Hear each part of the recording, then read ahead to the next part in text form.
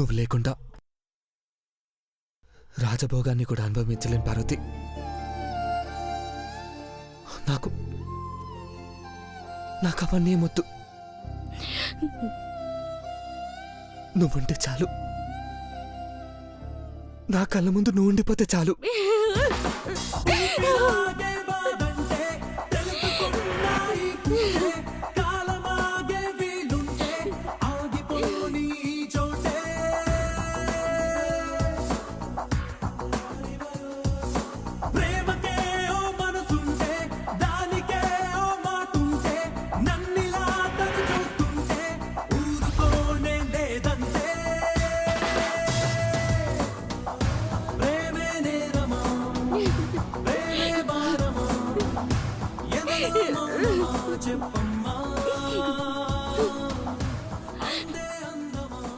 ఈ పని మనిషి ప్రేమ కోసం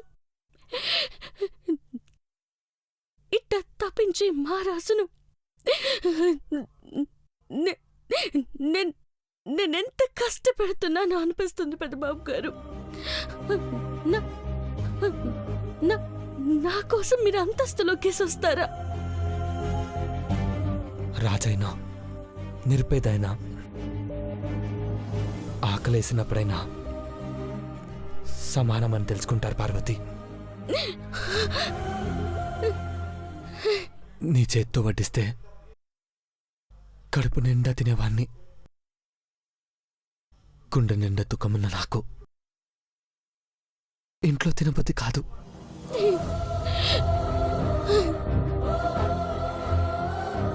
నువ్వు లేకుండా మెతుకు ముట్టాలనిపించట్లేదు.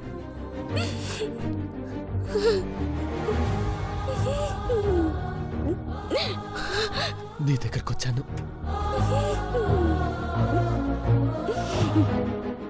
నాకు అన్నం పెడతావా పార్వతి?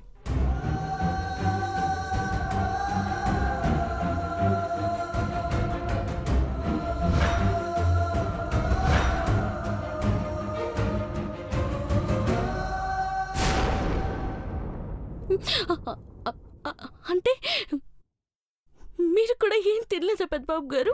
గోరుముద్దలు తినిపించి పెంచి పెద్ద చేసిన అమ్మ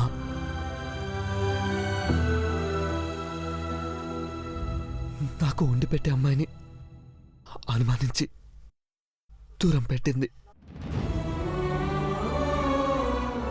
నాకు ముద్ద పెట్టే వాళ్ళు ఎంతమంది ఉన్నా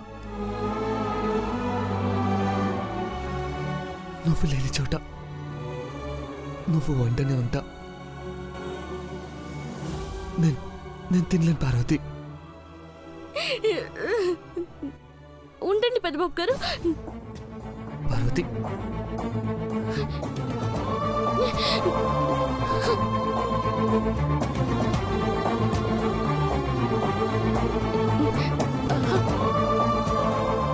గనిగాడి పరీక్షలని మాస్టర్ ఇంట్లోనే చదువుకుంటున్నాడు.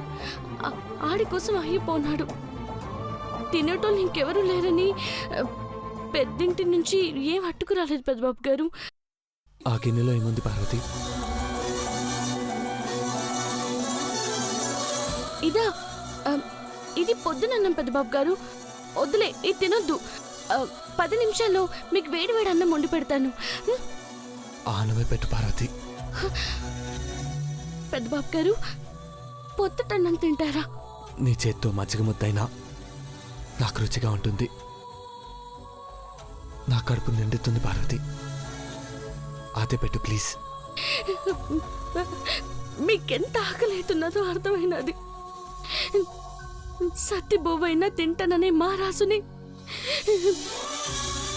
మిమ్మల్ని సూతున్నాను. కూర్చోండి పెద్దబాబు గారు. పెద్దబాబు గారు, ఒక్క నిమిషం.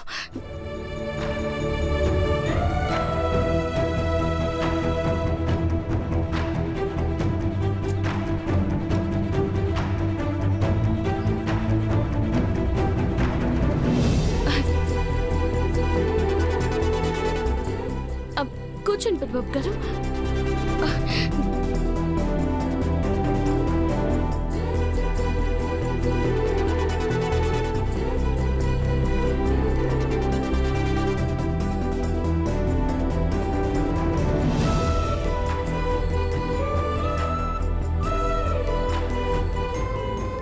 ఎట్టా ఉంటుందో ఏటో. బాలేదంటే చెప్పండి, తినండి పెద్దబాబు గారు.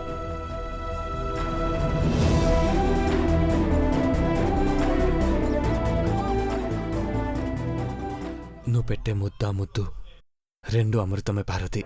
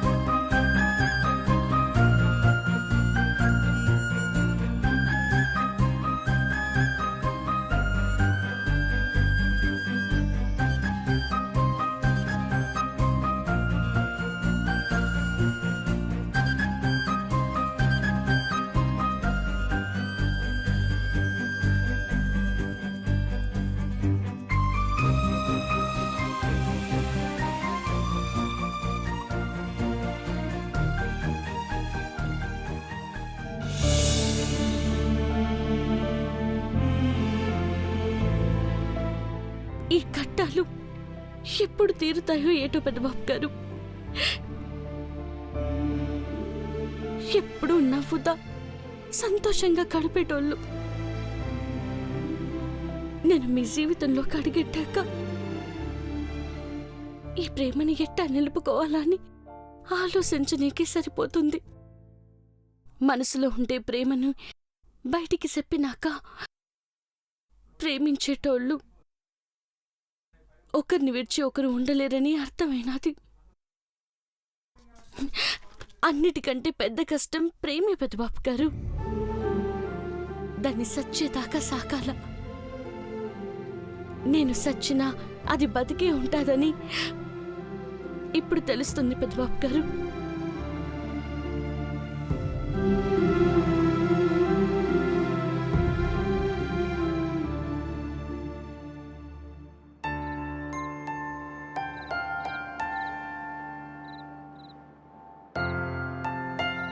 పాపం నిద్రపోన్నారు. నిన్న రాత్రంతా మేలుకునే ఉన్నారు కదా.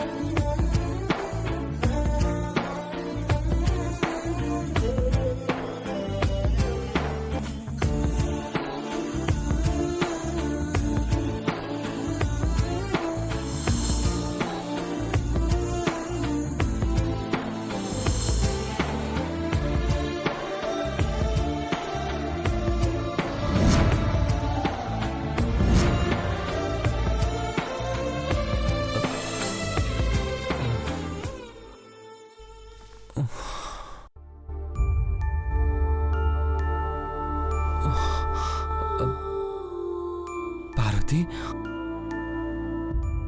నువ్వు ఇంకా పడుకోలేదా పార్వతి? నా కోసం మెలుకునే ఉన్నావా? పర్వాలేదు పెద్దబాబు గారు, మీరు పడుకోండి.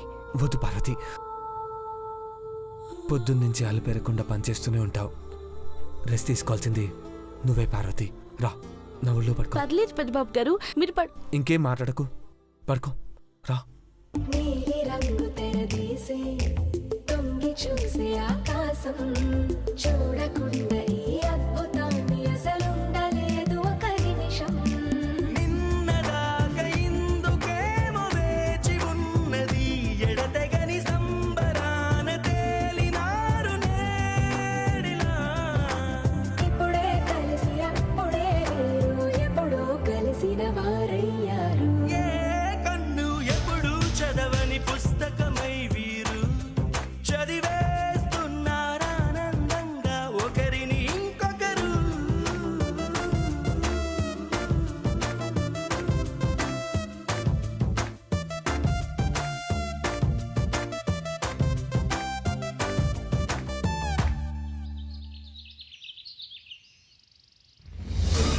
అబ్బా ఎక్కడికి నీళ్ళు చెప్తానన్నా.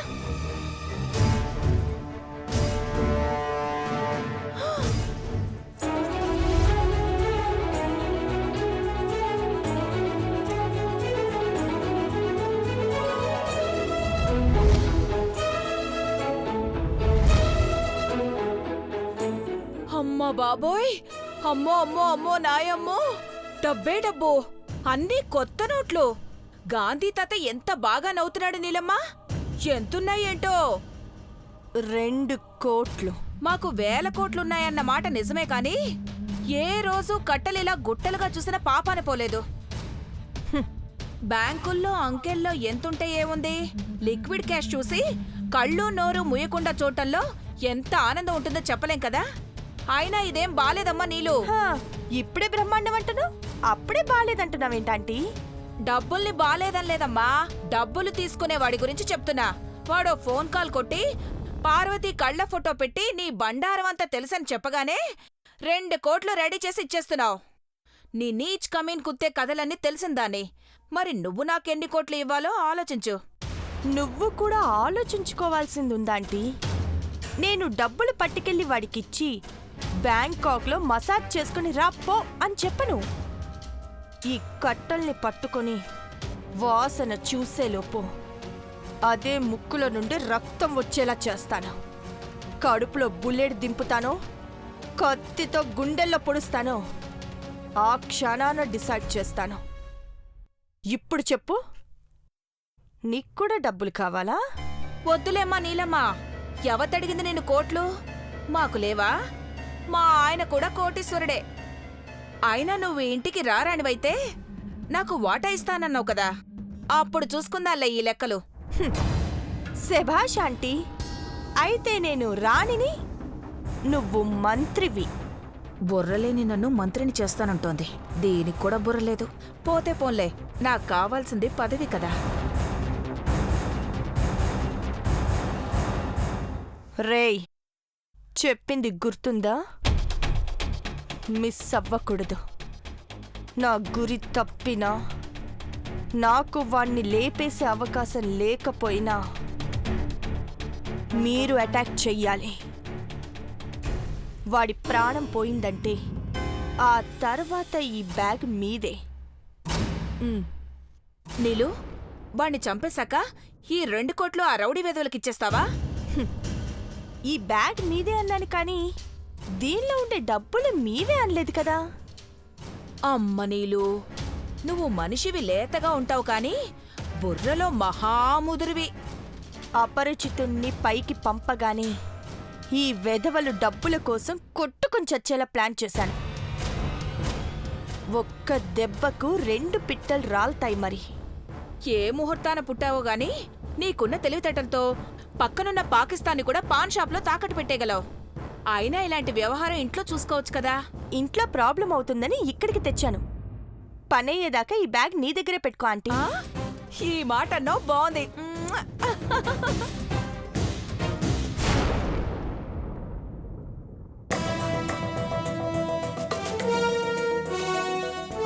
అఖిలక్క బావగారు పై గదిలో ఉన్నారు. ఇప్పుడే మంచి టైం. ఈ బ్యాగు కారు డిక్కీలో పెట్టద్దా నీలమ్మా? హడావిడి పెట్టకు. ఆ రాస్కల్ చెప్పే అడ్రస్ టైం ని బట్టి షిఫ్ట్ చేద్దాం. ఇంట్లో 10 కార్లున్నాయి, ఏ కార్లో అని పెడతాం? క్యాష్ పెట్టిన కార్నే అంకుల్ గాని ఆంటీ గాని తీసుకుని బయటకెళ్లారంటే గోవిందా. ఇది కూడా పాయింటే. ఫోన్ చేసి ఆ అపరిచితుడు ఎక్కడికి రమ్మంటాడో అడుగు. కొరివితో బుర్రగొక్కడు అంటే ఇదే. మనం ఎందుకు ఫోన్ చేయాలి? నోరు మూసుకొని కాసేపు వెయిట్ చేయ ఆంటీ. Uncle, aunty. ఐశ్వర్య పిలుస్తుంది పద. Mom, dad, uncle, where are you mom? Aunty. Uncle, aunty uncle ఇంట్లో ఉన్నారో ఎక్కడికైనా వెళ్ళారు? ఇంట్లో ఉన్నాయంటే బయటికి వెళ్ళండ్రు. ఏంటయ్యా చిన్నబాబు హడావిడిగా ఉన్నావు? అర్జెంటుగా మామ్ని కలవాలి పిన్ని. చెక్ మీద సంతకం పెట్టాలా?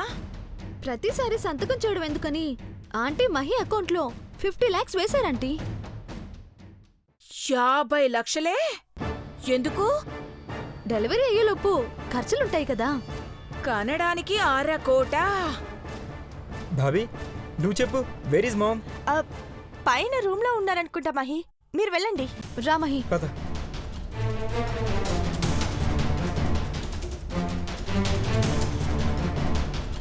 చూసావా నీలమ్మా, కడుపులో పెరిగే పసిగుడ్డు ఖర్చు కోసం 50 లక్షలు అకౌంట్లో వేశారట. నా పిల్లల్ని కనే టైంలో బోడి 5 లక్షలు ఇచ్చింది అఖిలక్క. వెదవ కక్కుర్తి పడుకు. నీ పిల్లల్ని కని ఎన్నెళ్ళయింది? అబ్బాయికిప్పుడు 22, అమ్మాయికి 19 ఏళ్ళు. మరి 22 ఏళ్ల కిందట 5 లక్షలంటే ఇప్పుడు 50 లక్షల కన్నా ఎక్కువే కదా. అంతేనంటావా? అంతే. Mom, dad, I'll call you back. మీరు ఇక్కడ ఉన్నారా? నువ్వు అలా రొప్పుతున్నావేంటి మహి? మెట్లెక్కి వచ్చాను కదా డాడ్, అందుకే లిటిల్ బిట్ ఆయాసం. మహి, కడుపుతో ఉన్న అమ్మాయే ఆయాసపడకుండా వచ్చింది. నువ్వేంటి చిన్నబాబు? మహి ఒంట్లో కొవ్వు ఎక్కువైంది ఆంటీ, అందుకే బుసలు కొడుతున్నాడు. రేపటి నుంచి నువ్వు ఇంకో 4 కిలోమీటర్లు ఎక్కువ రన్ చేయాలి, ఓకేనా? It's okay mom. Mom, telephone డిపార్ట్మెంట్కి వెళ్ళి రాంగ్ నెంబర్ డీటెయిల్స్ మొత్తం తీసుకొచ్చాం. Is it? వాడి ఫోటో తీసుకొచ్చారా? డాడ్, వాడు చాలా తెలివైనవాడు. 2 వేర్వేరు నెంబర్ల నుంచి ఫోన్ చేశాడు. పూర్తి వివరాల్లోకి వెళ్ళి చూస్తే వాడి ఫోటో ప్లేస్లో సినిమా హీరో ఫోటో పెట్టాడు.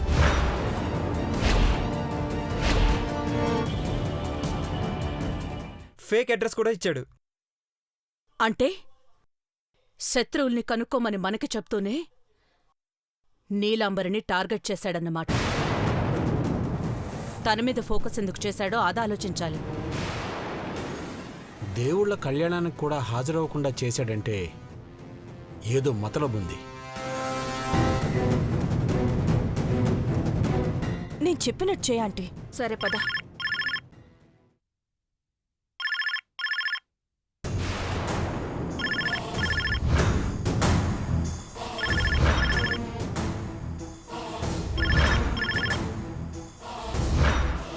ఎవరైనా వచ్చేలా ఉన్నారు, పద. ఒకవేళ ఆ రాస్కెల్ ల్యాండ్లైన్కి ఫోన్ చేశాడేమో. త్వరగా లిఫ్ట్ చేయి నీలు. మామ్,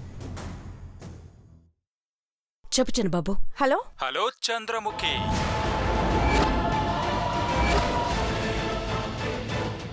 రై, ల్యాండ్లైన్కి ఫోన్ చేసావెందుకో? నీ మొబైల్ నాట్ రీచబుల్ అని వస్తుంది. ఆన్లోనే ఉందిరా రాస్కెల్. నాకు అనవసరం. సిగ్నల్ లేక కనెక్ట్ అవ్వకపోయినా నేను ల్యాండ్ లైన్ కే ఫోన్ చేస్తాను. వాడు సిమ్ కార్డ్స్ అని ముంబైలో తీసుకున్నాడు. ముంబైలోనా? అక్కడి నుంచి కాల్ చేస్తున్నాడా? లేదాంటీ, హైదరాబాద్లోనే ఉన్నాడు. ఒక్కోసారి ఒక్కో చోటు నుండి ఫోన్ చేస్తున్నాడు. సిటీ సరౌండింగ్స్ లోనే ఉన్నాడు. నువ్వు అతి చేస్తున్నావు. ఈ ఇంటికి కాల్ చేద్దని చెప్పాను కదా. Cool baby cool. ఛ! 1 సెకండ్. హలో. నేను అడిగిన 2 కోట్లు రెడీ చేసావు కదా?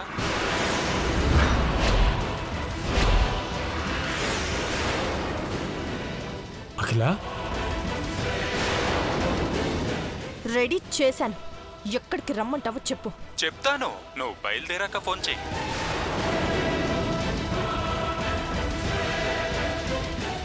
నువ్వు ఆధారాలిస్తే నేను నీకు ఈ డబ్బిస్తాను.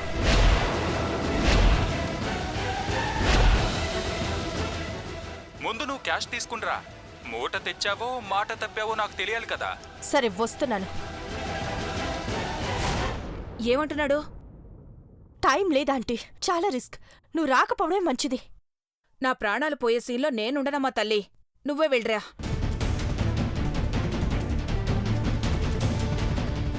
ఏమైంది మామ్? ఆ రాస్కెల్ ఎవడో నీలాంబరికి ఫోన్ చేసి బ్లాక్మెయిల్ చేస్తున్నాడు. 2 కోట్లు తీసుకుని నీలాంబరి బయలుదేరుతోంది. అడ్డుకో మహి, క్విక్. వెళ్ళాను. పదండి.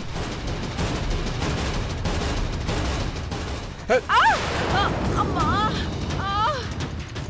చిన్నబాబు నా మీదే ఎందుకు కక్ష కట్టాడో ఏంటో. నడుము విరిగేలా నెట్టాడు. నీలాంబర్ ఎక్కడా? ఏమో అక్క, ఎక్కడికెళ్ళిందో తెలీదు. అమ్మా!